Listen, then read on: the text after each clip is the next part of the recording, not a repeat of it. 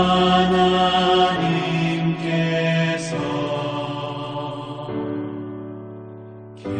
계시도다.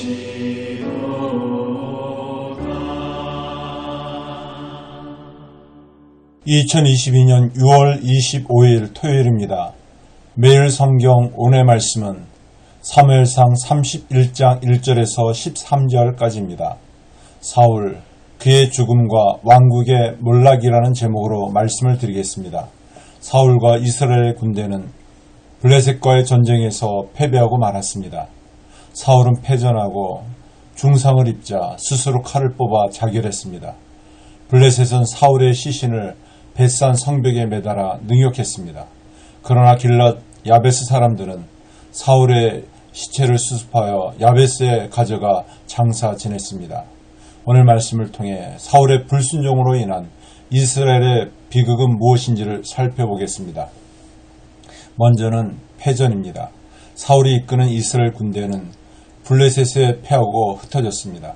사울과 이스라엘의 군대는 블레셋과의 길보아 전쟁에서 크게 패하고 맙니다. 블레셋 사람들은 사울의 세 아들을 추격하였습니다. 그 와중에 사울의 세 아들 요나단과 아미나답과 말기수아가 죽임을 당했습니다. 사울과 함께 세 왕자는 한날에 모두 죽고 말았습니다.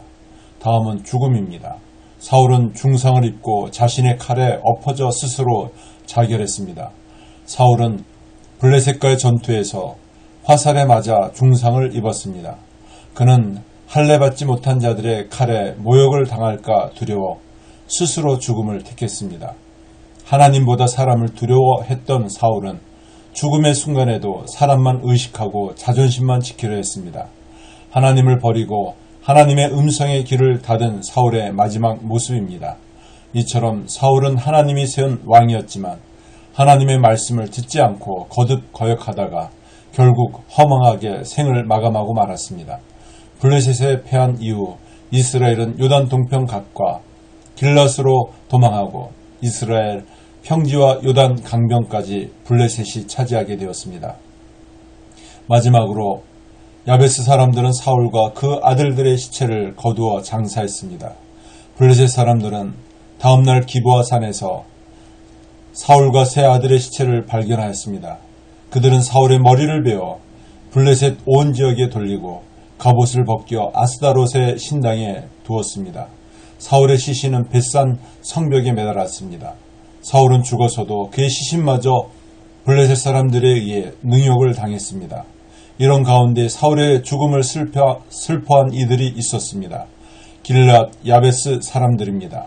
길랏 야베스 사람들은 사울의 도움으로 암몬에게서 구원을 받은 은혜를 기억하고 사울과 그 아들들의 시체를 거두어 장사하고 애도했습니다.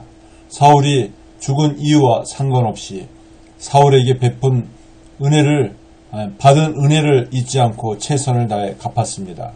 말씀을 맺습니다. 사울의 멸망은 도덕적인 죄에서 기인하지 않았습니다. 다윗과 관련해서 그의 삶이 무너진 것입니다. 사울은 다윗의 등장으로 자신의 왕권이 흔들리자 시기와 질투로 스스로 무너진 인생이 되고 말았습니다. 이처럼 우리가 어디에 있든지 우리의 발걸음이 하나님께 향하지 않으면 불행할 수밖에 없습니다. 우리 인생이 시기와 질투로 무너지지 않도록 하나님 앞에 서는 그날까지 부끄럽지 않게 살아가야 합니다. 기도드리겠습니다.